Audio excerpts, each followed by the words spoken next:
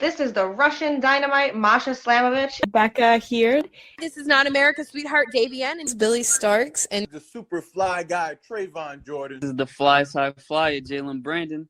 Hardcore Princess, Jules Malone. Hi there, this is the Bubblegum Princess, Alexia Nicole. This is the Brazilian Wonder Woman, Christy Jane. This is the baddest black belt, Chennai Kai. This is Kid Bandit. The smash hit, Joel Bateman. This is Robin Renegade. Cody Hawk. Brutal Bob Evans. And you are listening to Wrestling with Entertainment, one of my favorite podcasts in the whole wide world. This is Mr. Philippine Wrestling and the Filipino Fighting Rooster, Jake De Leon, and you are listening to Wrestling with Entertainment. Hello, and welcome to the show. It's Wrestling with Entertainment, the only audio experience on the web today, the trusted choice for interviewing all your favorite wrestlers every Tuesday and Wednesday on YouTube and Castbox, sponsored by Rogue Energy and Player One Coffee. And of course, your host, James J.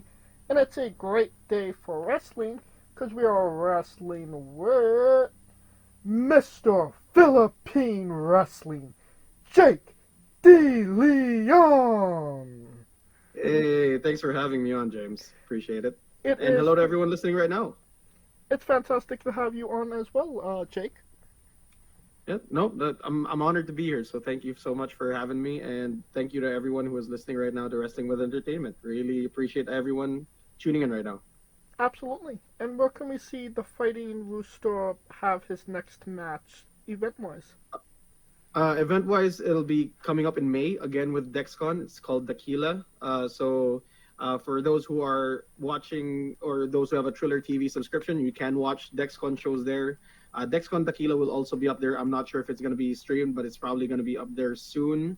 But the next show will be on May, and definitely you can go check out more of my stuff also on Triller TV with DexCon, with World Underground Wrestling. And then if you also check us out on YouTube for Pusa Wrestling, you can watch a lot of my stuff there as well. And you can also visit my YouTube channel or any of my socials, really. Just find at Cinerito JDL on Twitter, Facebook, Instagram, and then I'll be posting some of my stuff there. So if you want to just keep tabs on me, follow me on socials. Perfect. Can we find merchandise? Merchandise, definitely with the Nutcase. It's our merchandise partner is called the Nutcase, but also just follow my socials as well. I will share everything there, so that you guys don't have to look for all the links. Just follow me on social media, and then you will find everything there. Perfect. And you don't even have to go looking for it. All of the links to all his social media will be in the description of the video below, both on YouTube and Castbox. Awesome, thank you. Yeah. Let's get into it. Most recently, you got the tag team with, Yoshitatsu. Obviously, you know, a big name in pro wrestling. Yep. You went up against Fabio, Makisig, and Jamar.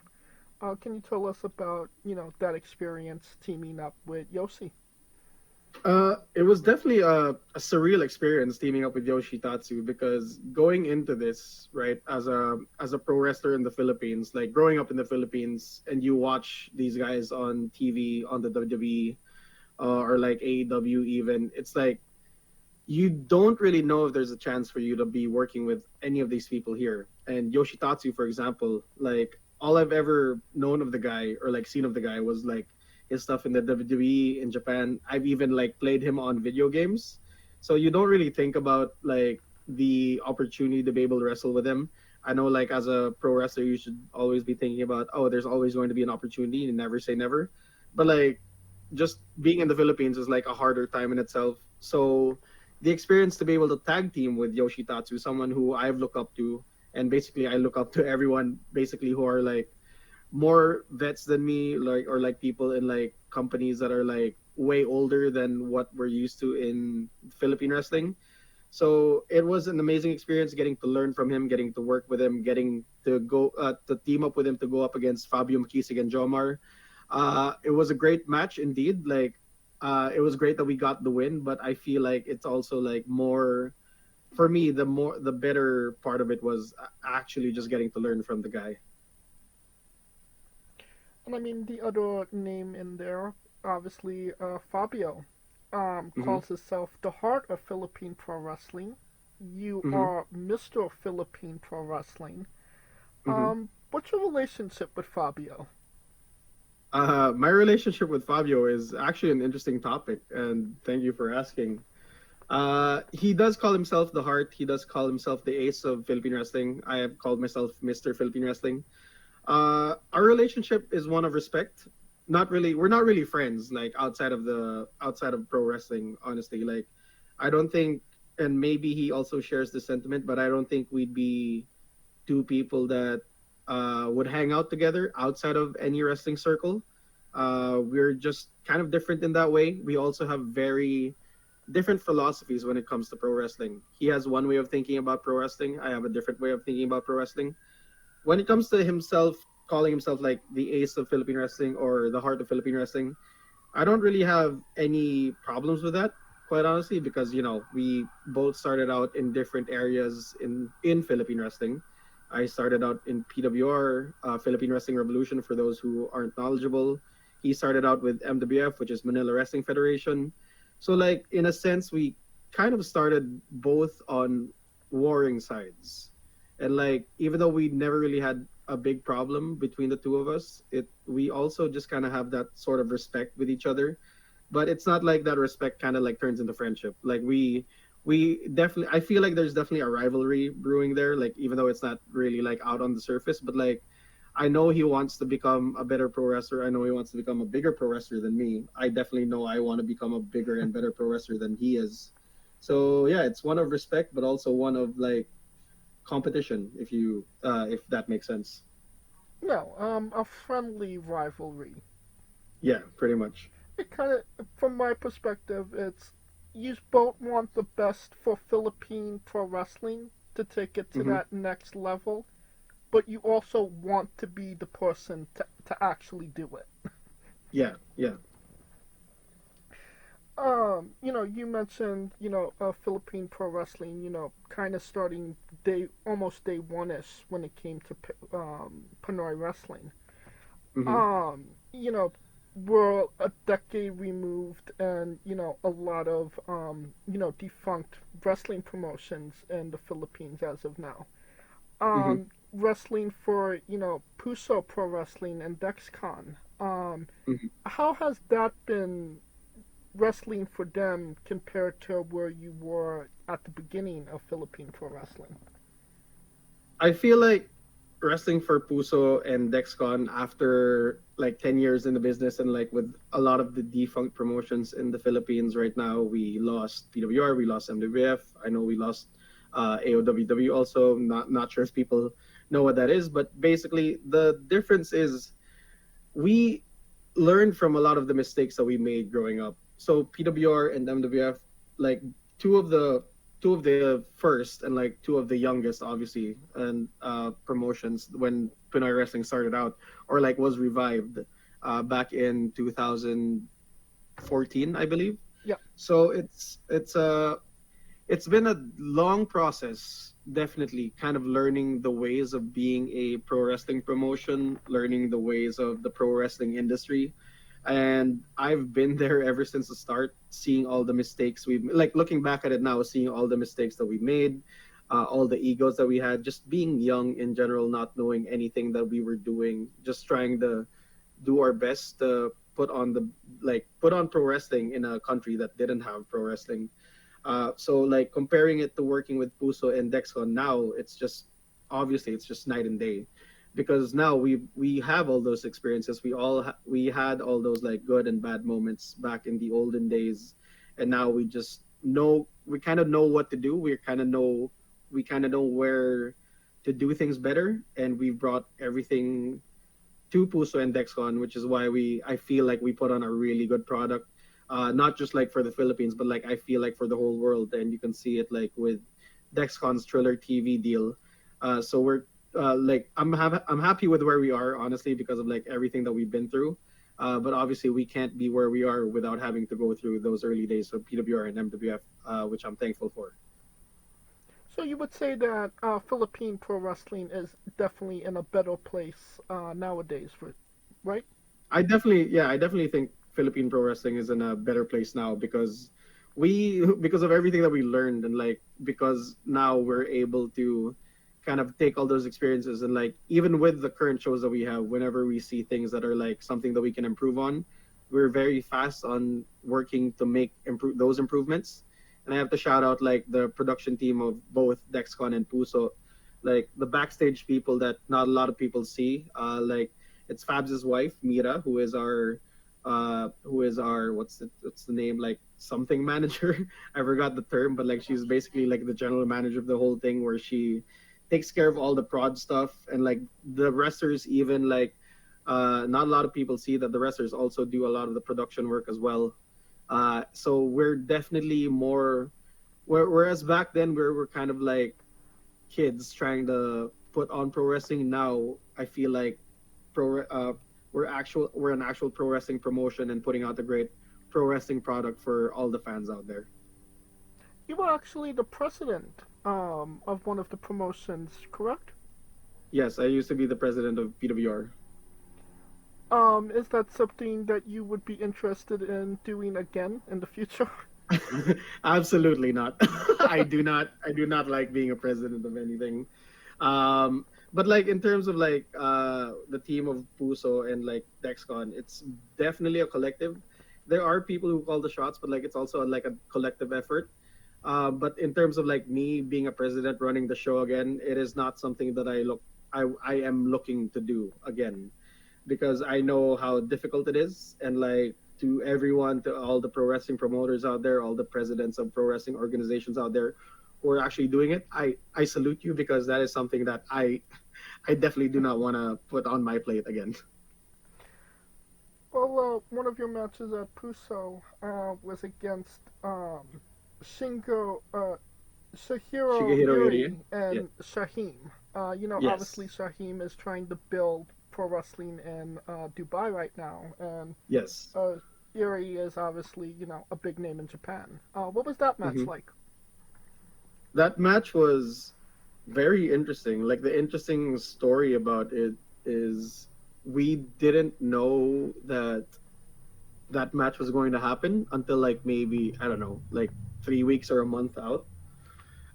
So essentially we contacted DXB, Wrestle DXB, because we knew one of their wrestlers, Roxy, I think their only female wrestler, Roxy, is actually Filipina. So we really wanted to get her for the Pinoy Wrestling Battle Royal, for the Pinoy Wrestling Gauntlet, I mean, because we wanted to try to reach as many Filipino wrestlers as we can. And then Shaheen also wanted to come down. So so we thought, okay, it would be like JDL versus Shaheen. And again, I was very happy with that booking already. Like I really wanted to face Shaheen. I've known of Shaheen. I've seen his stuff. And then we just got word from Yapi, who was the referee for the Pinoy Wrestling Gauntlet, that show, that Shigehiro Irie wanted to come down and wrestle as well. And I'm like, okay. So I guess what was gonna happen is, okay, I guess it's a three-way match. But yeah, that was a really fun match for me, because those were two guys that I really wanted to face. I've been a fan of Irie for a while, because I've actually met Irie back in 2017 or 2018 in Thailand. And he has one of the meanest cannonballs in the world, because I've seen him doing a cannonball and then it just like shifted the ring like maybe 3 inches. And I was like, yeah. I didn't know that was possible. I didn't know that that could happen up close. And obviously Shaheen, like you've seen him on social media now with all of his like aerial acrobatics and his death-defying stunts, him jumping off scaffolding down into the ring. So it was definitely a fun match to have. And like, I feel like I got lucky when it comes to like getting the win because like in a three-way match, anything can happen. And I just so happened to like catch Shaheen in a good spot and then hit him with the golden flosion and get the win. Now, I mean, speaking of Japan, you did actually get to have a tour of Japan last year.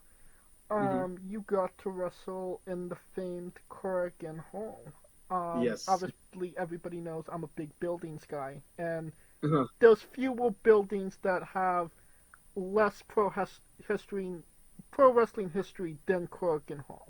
So, what was that experience like, wrestling in such, a famed wrestling building?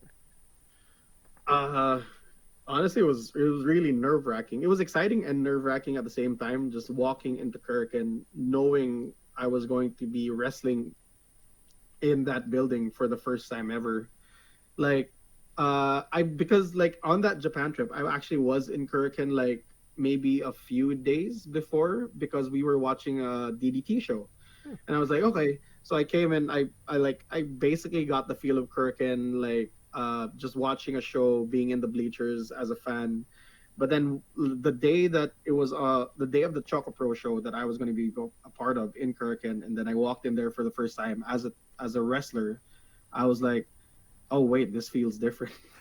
This feels absolutely different because initially I came here as a fan. Like I came in this building the first time as a fan, and then coming in as a talent, like coming in as a wrestler, it was like more exciting and more nerve wracking because walking through that floor and like just going into the locker room as well, and just like kind of like thinking about the fact that, oh, I'm going to be having a match where like so many legendary matches happened before, boxing matches, wrestling matches, no matter what what kind of like sport you're into, they've happened in Kirkin. And like it was just doing my entrance for the first time in Kirkin, stepping out of that curtain and then like looking up at the bright lights, looking out into the audience. It was like, yo, I don't want to call it like I feel like I made it moment, because I do know I want to reach for better, but like at that moment, for the time that I was there, for that time in my career, I definitely felt like it was a I made it moment, and like I want to keep getting moments like that over and over again. Was it a moment that you took in the moment, or is it something that kind of sets in afterwards, like, wow, I did this? For that day, it definitely was something that it kind of set in before the event, like because I was just walking around and like I couldn't believe that was there. It also set in again after. During, when I don't think it set into me during, because like when it comes to like match time, I'm definitely just like full on focused on the match and like just putting on my best performance for the audience and for everyone out there. However, like after, it was hard to do it after, because also on that day, and like just so that people know, I had a show in Kirkin. That show was on 11:30 in the morning. It would finish at around 2:30, I believe, 1:30, 2:30, and then I had to get all my stuff and go on a train and go all the way to Saitama, because I also had another show that day in Hatshushu. So I had like the full Japanese pro wrestling experience where I had like multiple matches in one day. So like it definitely set in more after the trip, like just not only like being able to wrestle in the famed Korakuen Hall, but also being able to wrestle in the famed Korakuen Hall while also having another show on the same day. So that was kind of wild to me. It's wild because it's an experience that not a lot of pro wrestlers, especially in the Philippines, will be able to have been able to experience. I can't imagine, it's not nerve-wracking going from one show. I mean, it's obviously having two matches in one night in the same venue, is one thing. But having one match, then going on a train or a bus to another event, hoping you get there in time, I could imagine that that's a lot. Yeah, but thankfully the Japanese public transport system is amazing. So like, and I had more than enough time, because like the show for Choco Pro was like a late morning, early afternoon show, and then thankfully the Hot Shushu show was also was at night. So like I had more than enough time, but it was also just really nerve wracking, just making sure that I got there on time. I could imagine. That being said, what was you eating in Japan? What was I eating in Japan? Yes. Definitely a lot of like it was a lot of sushi, a lot of ramen, a lot of like katsudons. It's like there was one, it's called Yukatsu, so it's basically like a place where you kind of like still cook the katsudon in a way, but like it's really good. So we just really like the group that I was with. I was also with my girlfriend as well. We were all just like going around looking for like these small hole in the wall restaurants that we can. We also visited a couple of like specialty cafes. There was one that was for Pom Pom Purin, the character from Sanrio. So we just went around. I was like, for the days that I was not wrestling, I was being a major tourist in Japan, just trying to take it all in as much as I can. And also there was definitely a lot of drinking, especially with Japanese wrestlers. Where was the best ramen you had? Ooh, best ramen I had in Japan. That's a tricky one because like I don't really remember the ramen. I do remember that Gyukatsu place. I don't remember the name of it, but it essentially we had to like there was like an office building and then we had to go down to the basement of an office building, and then it was so small it could only like sit maybe 10 people at a time, and like we just thankfully like when we were looking for it, it was like around maybe 6 p.m. so there wasn't really like much of a dinner rush yet, so we were able to get seated really fast. But yeah, that Yukatsu place, if I can remember what the name of that is and like figure it out again, I will definitely let everyone know. But yeah, like I didn't really take in a lot of the names of the restaurants. Yeah, no, sorry. So when it comes to ramen, I don't remember any of them, but like the one food that I remember is that Gyukatsu place. No worries. We're going from Japan to one of Japan's greatest gaijins production, and that is one Zack Sabre Jr. Not only did you wrestle Zack, but you wrestled him to a 30-minute draw. Yes. You know, some people have a problem wrestling Zack for 5-10 minutes, and you went a full 30. Can you tell us about that experience? There was definitely something in the air that night, me being able to go 30 minutes against Zack Sabre Jr. for sure. But I don't believe a lot of people know the story behind that day actually, because like the day before we were having like the press tour for like people who were about to watch the matches on the next day, but that was also the day that MWF announced its closure.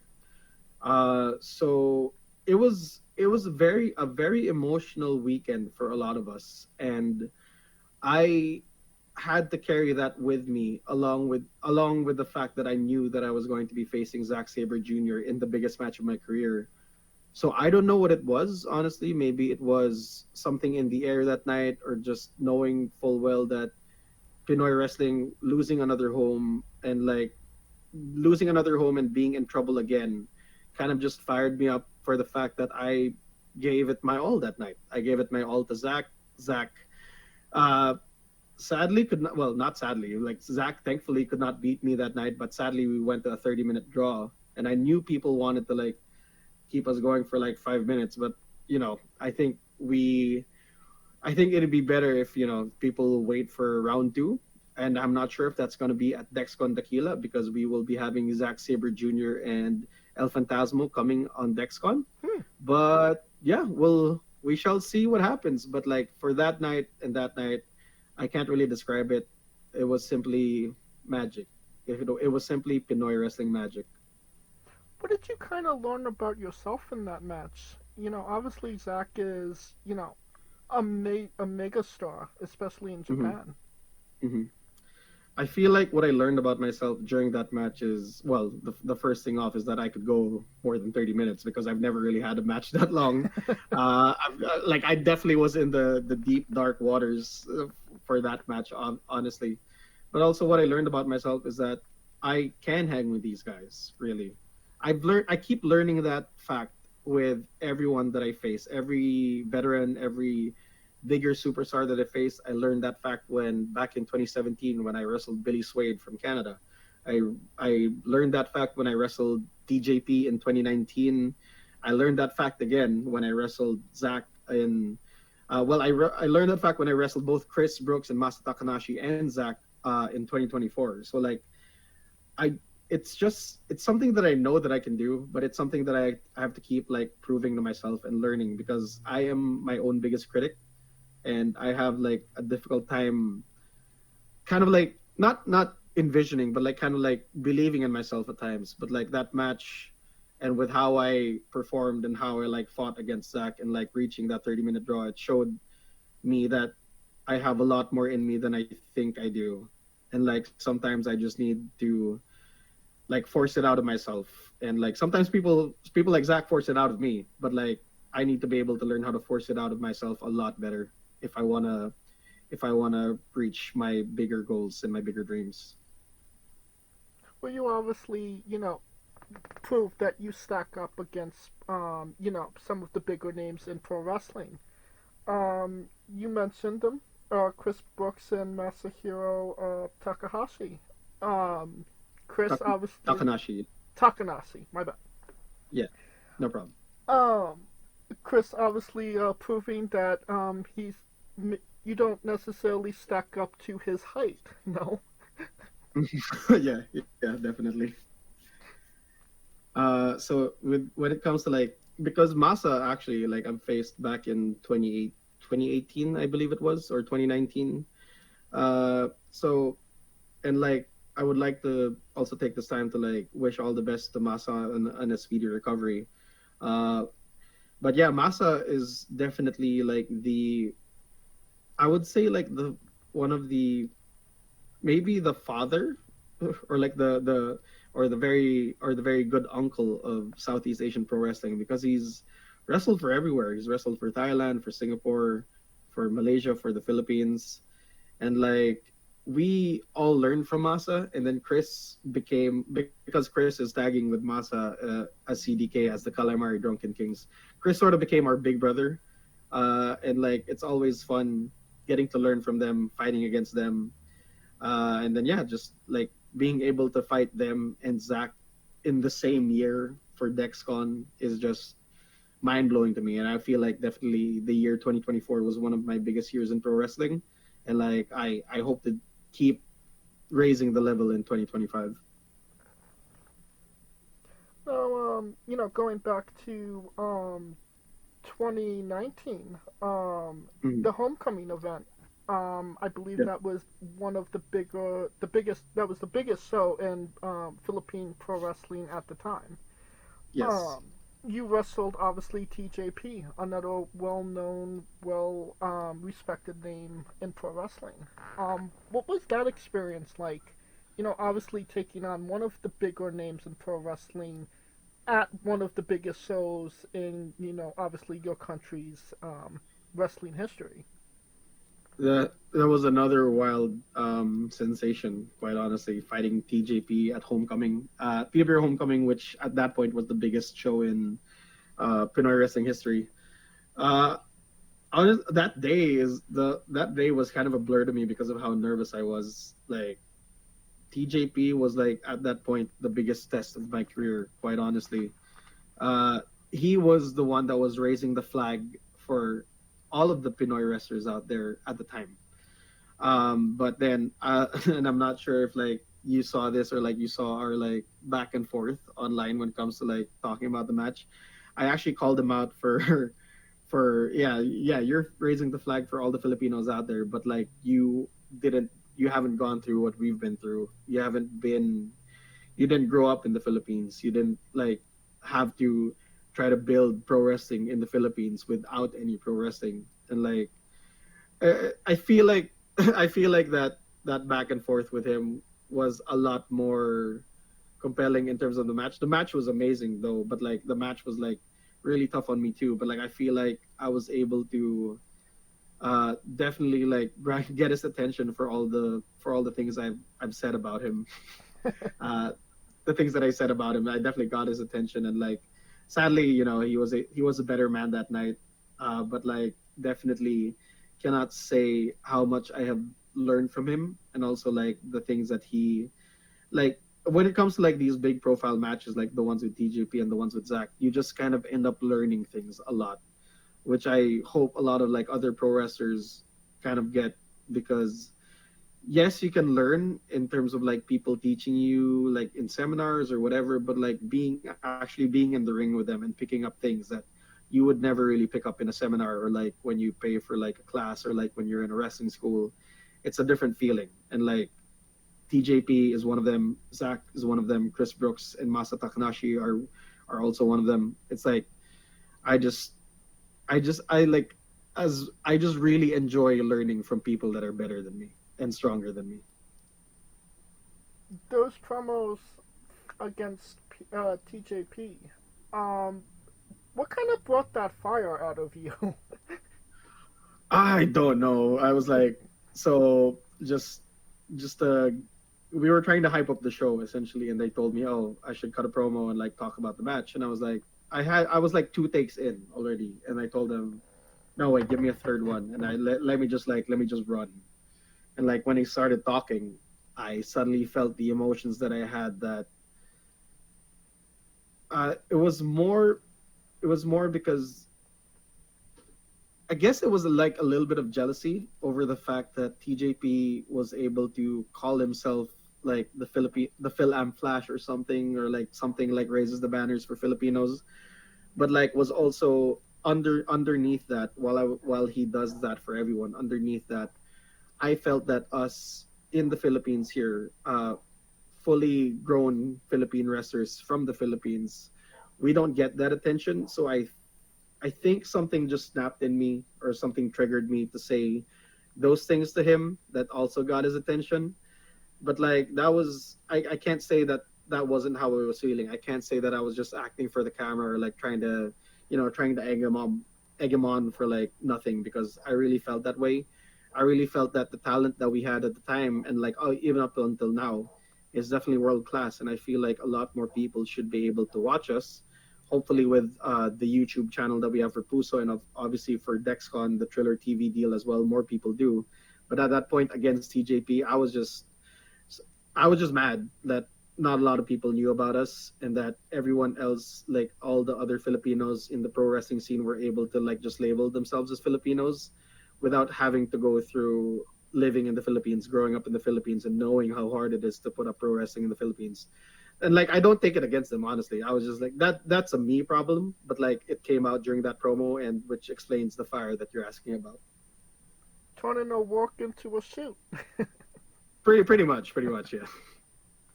No, I understand what you mean. There's a difference between being Filipino and being a pro wrestler, and being a Filipino pro wrestler, right? Yeah. That's how I feel as well. Yeah. Like, I mean, TJP wasn't president of PWR. yeah. I mean, don't get me wrong. TJP obviously also had all his own shares of struggles, and like rising up through the ranks of like the pro wrestling scene in the U.S. as well. But like, I just feel like I feel like I needed to talk about how our difficulties as well, and like how people should be looking at us as well as Pinoy wrestlers here, growing the scene on our own, with no rhyme, reason, or idea how to actually do it. And like, I'm just very proud of that fact as well. No, I mean, obviously, wrestlers here have their struggles, but I always feel like pro wrestlers in America are a bit jaded when it comes to the wealth of independent promotions that we have. Like, if you don't like this independent, there's another one over here. If you're working there, you can also work here. Like, there is some, like in the New England area, you cannot throw a rock and not hit a pro wrestling company. And I don't think that wrestlers in America kind of get that. Where with obviously Philippines, if you don't wrestle in this one place, there is only one other place that you can wrestle. Yeah. And obviously, like you literally had to build pro wrestling in the Philippines up as a whole, or was one of the guys to do that. Yeah, you said it. You said it pretty much on the pretty much hit the nail on the head. Well, just one last TJP question. Did you play Mario Kart with him? No. Like I sadly did not. Like I'm not sure if I'm pretty sure the Switch was around at the time, but like I wasn't able to play Mario Kart with him, sadly. Nor Smash, nor any other Nintendo Switch game, sadly. The man was busy when he was here. He was on a whole like press tour, going around, and the only time that I ever got to see him was in the ring. So yeah. Well, I mean, that might be a good thing because apparently he cheats. Oh dang! Okay, I didn't know that. Well, no matter, like, do whatever it takes to win. Yeah, there's a couple of Pinoy wrestlers that are still looking for a rematch. Oh, yeah, I see. Uh, after after TJP wrestling him in 2019, you actually had a WWE tryout in China. What was that experience like? Competing for one of the biggest promotions in the world, the biggest promotion in the world. It was definitely like a very humbling experience, but also very fun and very fun, very exciting, but also very hard at the same time.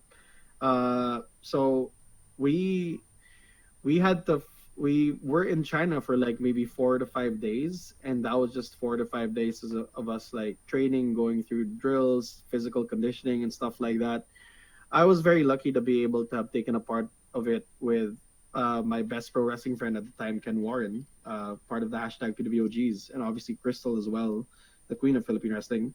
And being able to do it with like a lot of my peers from Southeast Asia as well, that was great. There was Andrew Tang, we had obviously now Dante Chen, Alexis Lee, a lot of the guys from Setup Thailand Pro Wrestling were there as well. So it was just a really, really fun experience being able to just kind of get to see the inner workings of the WWE, seeing how they conduct tryouts, getting to meet all the coaches there as well, the NXT talent that helped coach us, obviously the people that were there, Matt Bloom, Robbie Brookside. It was all just like I was just all taking it in and just making sure that making sure that I do the drills and like all the physical conditioning stuff to the best of my ability. But yeah, it was such a fun experience, like being able to do a tryout for WWE. Sadly, did not get it. I'm happy that Dante Chen did, and will always be rooting for him. But yeah, we'll see where my career takes me. It's been oh man, it's been almost like 6 years since then. So yeah, it's been exciting ever since then. Obviously, there's not a lot of measuring sticks in, Pinoy wrestling when, you are so secluded. Mm-hmm. Was that kind of an experience to kind of say, this is where I'm at and this is where the big leagues are? I'm happy to say, like, with where we were at the time, we hung in there with like a lot of the other more capable pro wrestlers in a sense. Like whatever we taught ourselves, or like we're taught also by people outside of like Pinoy wrestling who came over to the Philippines and helped teach us. I'm happy to say that all the drills and like all the physical conditioning stuff we knew, with that we were able to hang in the WWE tryout, me, Crystal, and Ken Warren. So that made me very happy seeing that, oh, these things that they're making us do, we actually know how to do, we can do well. So after seeing that, after like experiencing that, I knew that Pinoy wrestling was on the right track. Okay. And I mean, you mentioned him, the digital demon, that Ken Warren. Can you tell us about your relationship with Ken?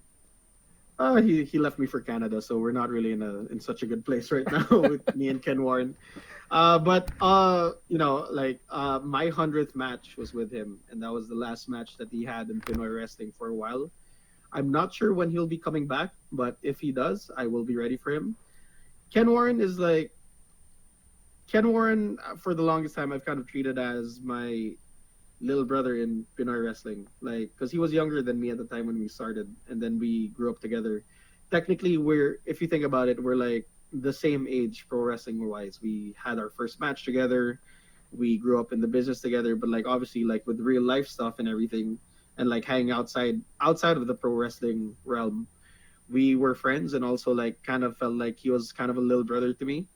And then unfortunately he had to leave for Canada, and then he told me in the worst way possible on MWF, so that then we had to have a match. And then we just so happened to be my 100th match ever in my career, which at the time was definitely a milestone for any Pinoy wrestler.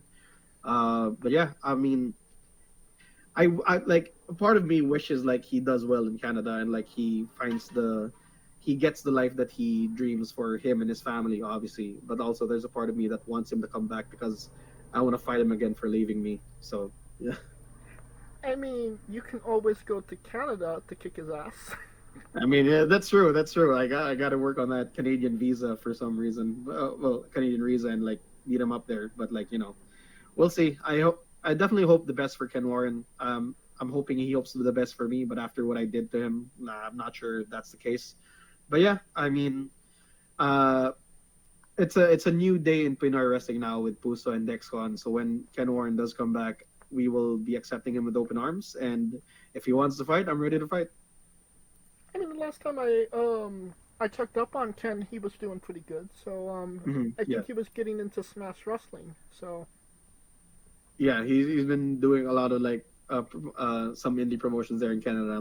I'm happy to see that he's still keeping the grind, still keeping up the wrestling bit. So that makes me happy as well. And you and him had the distinct honor of being the vocal point of the Homegrown documentary. Can you tell us about that?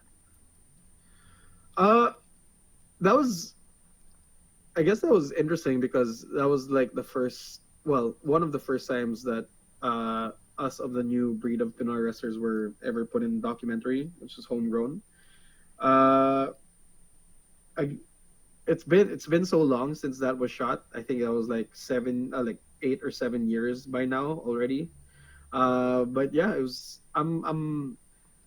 I think the one thing that I take away from it is that I was very happy that people would be interested in learning about our story and like getting to know about the life of a Pinoy wrestler, knowing full well that we don't do this full time. This is basically like a passion project for everyone. We have jobs, we go to school, and then we train as much as we can. We hit the gym as much as we can. We have shows maybe once a month or once every 2 months back then. So seeing that grind and seeing that passion like displayed in that documentary was something that made me happy. And I hope that a lot of people took positive emotions away from it. But also there's still a lot of people that still bash pro wrestling. They still find it weird that Filipinos are trying to be quote unquote the WWE. But like, I'm just happy that we were able to get our story out, and I'm happy that it was with me and Ken.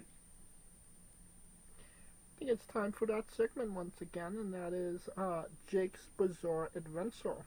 You're a pro wrestler that goes up and down the road, and weird, crazy, and bizarre things are bound to happen. Can you tell us a road story that fits that description? A road story that fits. I guess the weirdest road story that I have, or like the wildest road story that I have, actually happened in Thailand, because like the first time I've ever been to Thailand, we actually kind of got lost in a taxi. So obviously the taxi driver didn't know any English, nor did we have for some reason we didn't have any internet back then or data to use Google Translate, because that was around 2017, 2018. Okay. So we got in a taxi to try and go back to our Airbnb. At the time, it was me, Crystal, and John Sebastian. So we tried to go back to our Airbnb, to the point that we showed him where the Airbnb was, but I think the taxi driver also didn't understand where it was, and I don't think Waze or Grab was a big thing back then at the time. So we were just being driven around in circles, seeing that the taxi meter would just keep on going up, and we were scared to pay so much and then just be dropped off in the middle of nowhere. So we just told them, okay, we'll go down here. And the funny thing about that is that we were dropped off at the same place where we started. So we essentially just went around in circles and then came back to where we started until the promoter at the time, Pumi, helped us out and got us a taxi and actually knew where to go. So that was my wildest road story. Correct me if I'm wrong here. You could put some context in this, but wasn't there a trip where somebody punched a cow? Oh yeah. Oh well. I see. That trip also happened. That was the Batanes trip. As you can see, I actively I subconsciously kind of like blocked it out of my brain and forgot about it because of how traumatizing it was. But yes, the Batanes trip did happen, and someone did punch a cow. That was James Idol Martinez, who is pretty notorious for a lot of things that have happened in Pinoy wrestling, which I will not get into. But yeah, that was also a pretty wild trip. We were stuck there in Batanes for like more than intended, maybe 2 or 3 days more than intended. We were just happy to get home safe and alive. All right. Can you tell us about your Wikipedia page and if it is accurate? Oh, I haven't checked it in a while. Let me pull it up actually. But for the most part, I think it was pretty accurate. Like there were a couple of times where people would like, would mess with it. But it seems pretty accurate. The build height is wrong because I lied and tried to make myself taller. But yeah, no, that's not real anymore, honestly. And I don't think anyone's like updating it anymore as well. Yeah, but for the most part, when I was looking at it, it was pretty accurate. And like, I don't know who handles it. I don't know who messes with it, honestly. But like, if you want to know the real truth, don't check Wikipedia. Just talk to me. But what does it kind of mean to you to have a Wikipedia page as a pro wrestler? It was wild at the time because I just ego surfed one day on Google, and then I saw there was a Wikipedia page about me. Like me not knowing anything about who set it up or what happened, but like it's interestingly, it feels like an honor to have a Wikipedia page because I know there's a lot of wrestlers that don't have their own, and like for some reason someone just thought of making a Wikipedia page for me. So shout out to whoever decided to do that, and appreciate you. Now, before WWE was on Netflix, Jake DeLeon was on Netflix. Yeah. You were a part of a movie where you played a luchador, no? Yes, I was. I was Don Salvo in Fuchsia Libre. Tell us about it. So that was during the time I was with Manila Wrestling Federation. It was a group of us wrestlers from MWF and FPW that were cast as that were cast as like wrestlers in the movie. So for the Filipinos out there, it was a movie with, oh my god, his name is escaping me. I am so sorry to the actor, but like it was a local movie, and it was about basically a son coming out to his father. Well, not coming out, but like it was a coming out story that the dude wanted to get money, and like he got into what is termed underground fighting, but was essentially like more pro wrestling. So it was an interesting thing because it was like a 1-day shoot. Basically, we had to like shoot the wrestling matches, and then you know how like in movies there would be multiple takes. So like the matches and like the sequences that we had to do, the moves that we had to do in those matches would have to be like multiple takes. So like I don't think I've ever like bumped as much as I have in a day during that taping. So like it was a fun experience though. It was just really awesome to be able to do it in a mask and like be able to show my face and like see my face on Netflix in a movie. So that was a very awesome experience for me, and like people messaging me about it like, oh, you're in this movie, like yeah, because like my friends, I'm sorry to my friends because I am very notorious. I do not update them on my life. They just find out through my Facebook or whatever I post. But like, yeah, I got some friends messaging me that day when the movie came out, like, oh, you didn't tell us you were in this. Like, yeah, I generally don't tell anyone. So yeah, it was fun though. It was a really fun experience. What was it like wrestling in a mask? A lot of people don't know this, but I've actually wrestled in masks before. It's just that I don't know if like people have noticed, but I will release this. I mean, it's pretty much like common knowledge at this point, but I used to be Kapitan PWR back in the PWR days. So I've wrestled in masks before, and I really enjoy wrestling in masks. Actually, it's a different dimension than just wrestling without a mask. So I definitely enjoy that in a different way than I would wrestling without a mask. So yeah. And that wasn't actually your first time on Netflix either. You were part of Crystal's documentary on Netflix. Yes. Yep. I was also on Midnight Asia. Yeah. So with Midnight Asia, it was actually more of a focus on Crystal, but like they were able to like get some footage of me, or get some snippets from me like during the show when we had like where Crystal and I had a match.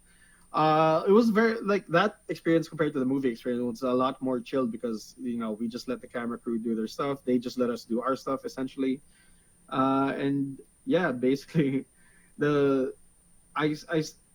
I don't really remember what I said in that documentary. It was something about I think how we had it hard like being Pinoy wrestlers like going like I had to go to work the next day after that taping I think. But yeah, it was being able to have 2 Netflix appearances like for a Pinoy wrestler who like virtually no one knows about. That was like it's very humbling and like honoring experience as well.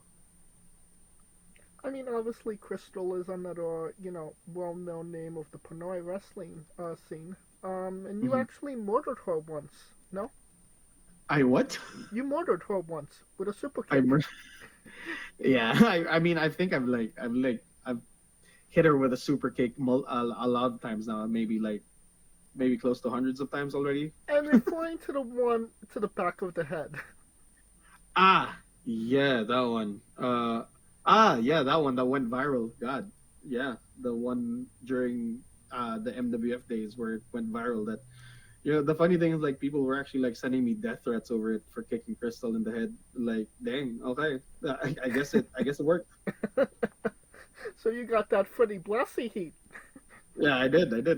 I was surprised too. Like, I was surprised at how viral it went, and like apparently even friends of friends, even friends of my girlfriend's friends who aren't really like pro wrestling fans were sharing it around, and like, I see.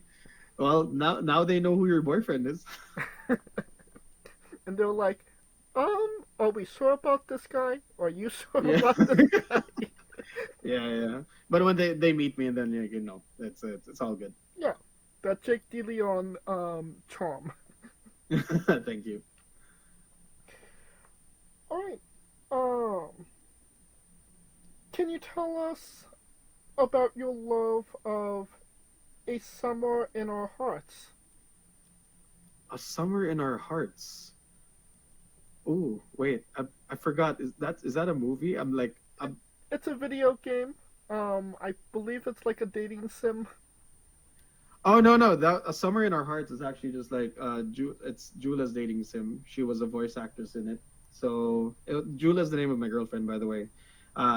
So I haven't really played it full through, and like she's fighting about it now. But like, for those who are looking for like a free dating sim visual novel that is on Steam, just search up A Summer in Our Hearts, and then my girlfriend Jula Agbayani is voicing Sayuri. So enjoy it.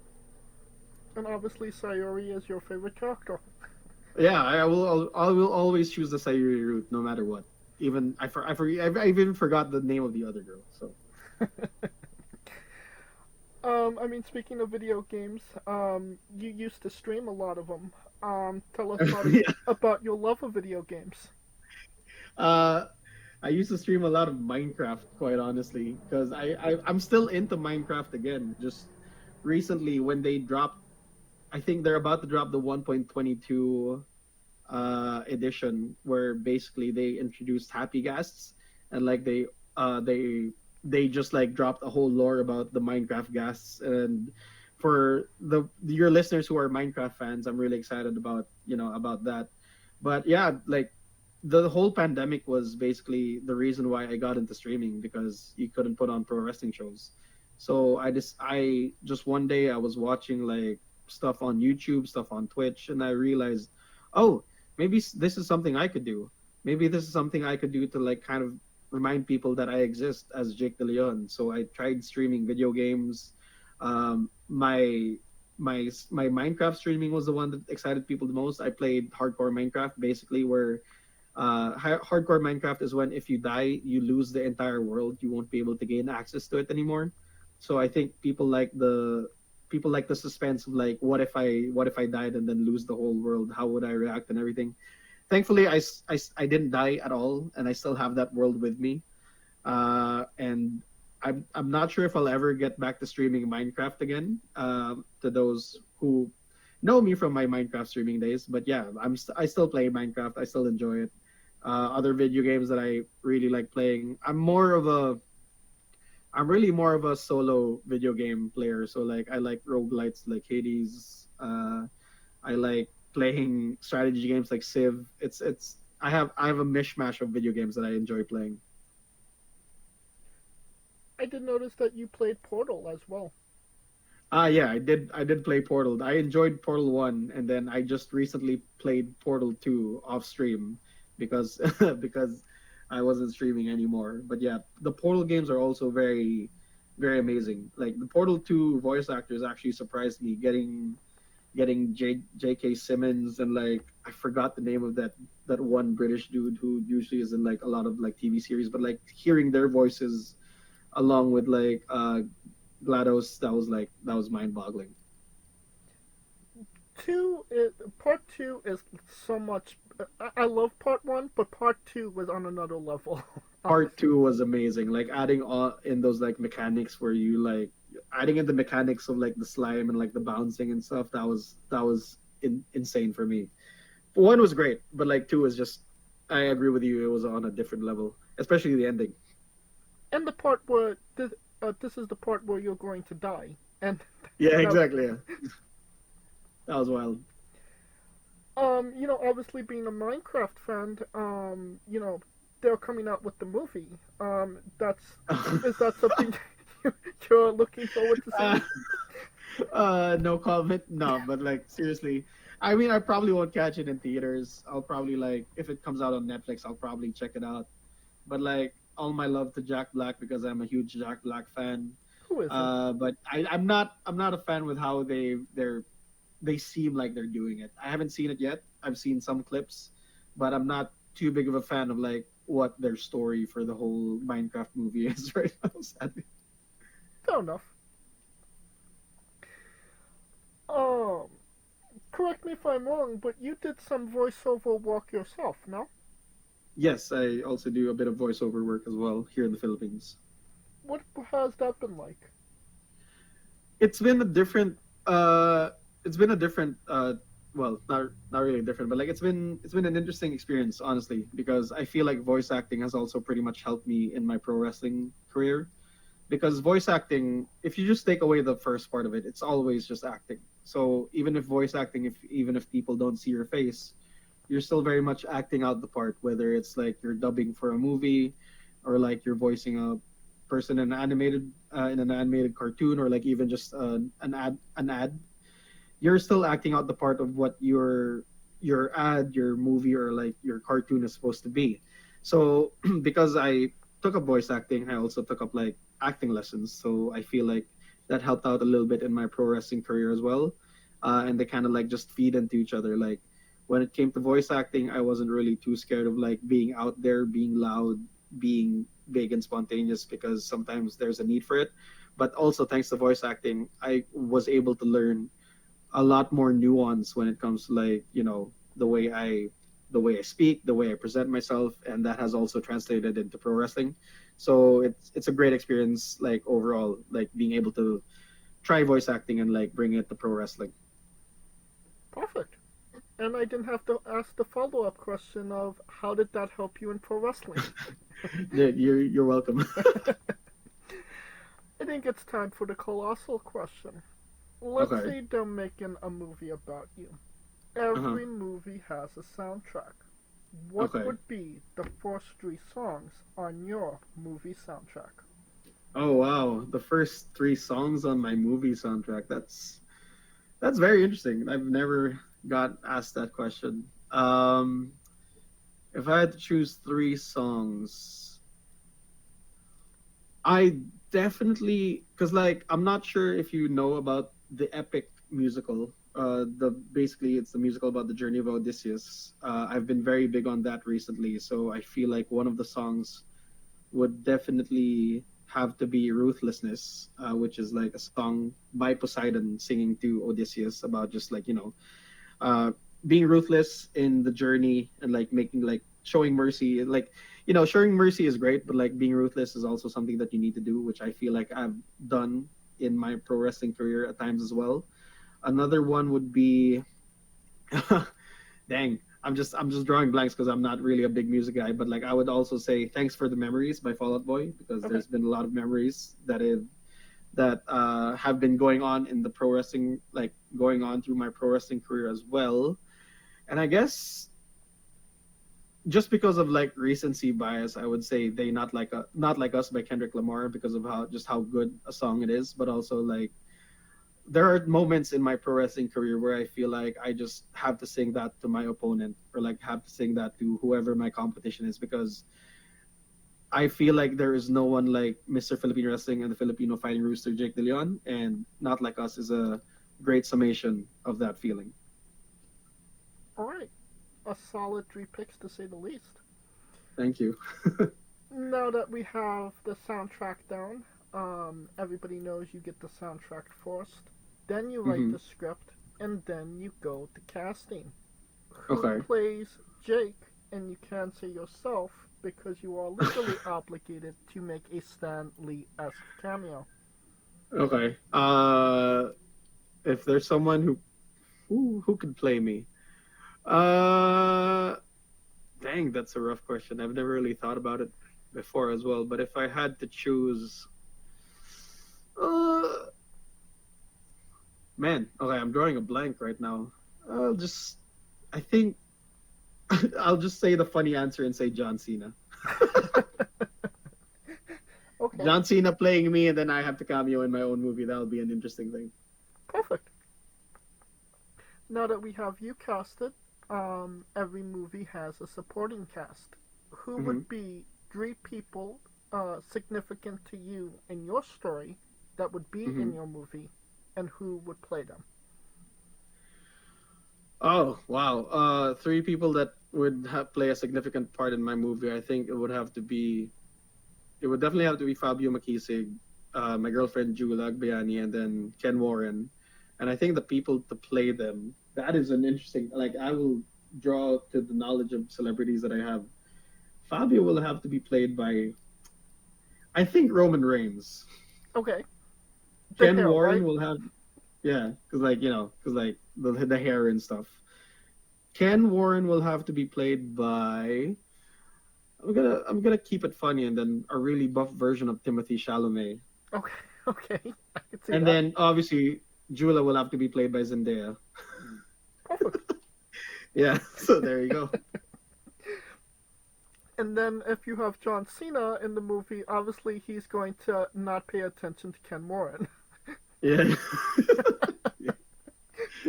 Most likely, yeah. If you don't know what that means, then definitely go to the Ken Warren interview. He explains it all. Okay, gotcha. Alright, this is sounding like a great movie. A blockbuster to say the least. And you could pre-order the tickets now. Thank you so much. On to a controversial subject. Pineapple on pizza. What's your stance? Honestly, I don't care, but if you had to make me choose, I would rather have no pineapple on pizza. I like my pizza pineapple less, honestly. Okay, so anti. Yep. What's your spirit Pokemon? It has to be, my spirit Pokemon is Pikachu because of the color scheme and like just being like the face of the whole thing. But like my actual favorite Pokemon is Bulbasaur. So but I feel like my spirit Pokemon is Pikachu. No, I can completely see that. Honestly. Thank you. You like Pikachu, but you're vibing with Bulba. Yeah, Bulbasaur has always been my go-to. He's my number one ride or die. But like throughout the years, I feel like I resonate a lot with Pikachu. Gotcha. Weirdest question you'll be asked on a wrestling interview. hopefully, Mm-hmm. would you Okay. ever consider wrestling a Rock? Not Dwayne Johnson, not the country, an actual physical Rock.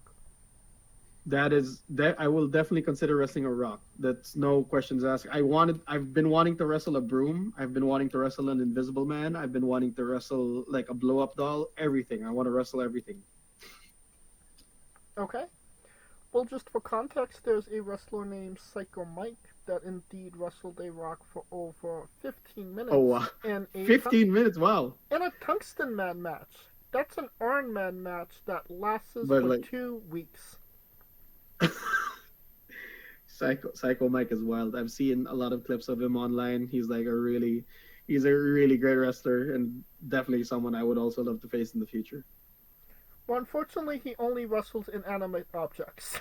Oh dang! All right, sadly, that's too bad. Uh-huh. So you might have to wait on that. Gotcha. On a more serious note, where do you see yourself in 5 years? On a more serious note, like if everything aligns and like my goals are, I'll be able to achieve all my goals.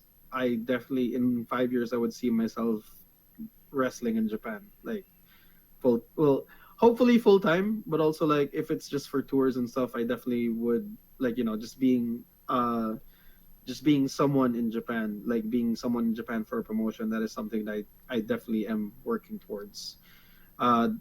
As much as I would love to say like somewhere in the US, like maybe WWE or AEW, there's a lot of things to consider when it comes to like comes to consider like the resources and everything that needs to make it happen.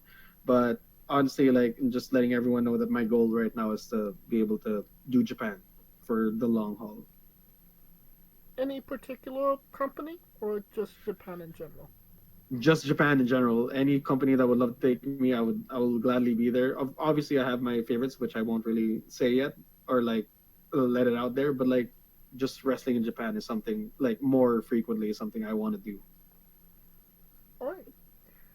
And if you had to recommend a match of Jake DeLeon, for anybody that doesn't know, what match would you recommend that best shows off what you are all about as a pro wrestler?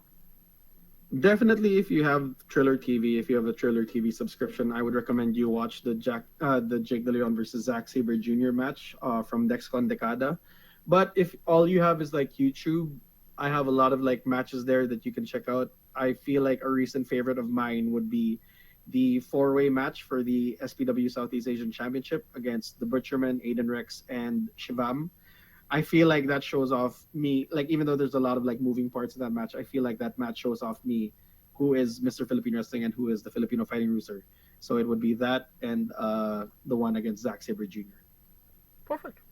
And the fatal four-way you mentioned, if it is indeed on YouTube, I will put it in the description of the video below, but on YouTube and Castbox for anybody that hasn't seen it, wants to see it, wants to re-see it after this interview. Mm-hmm.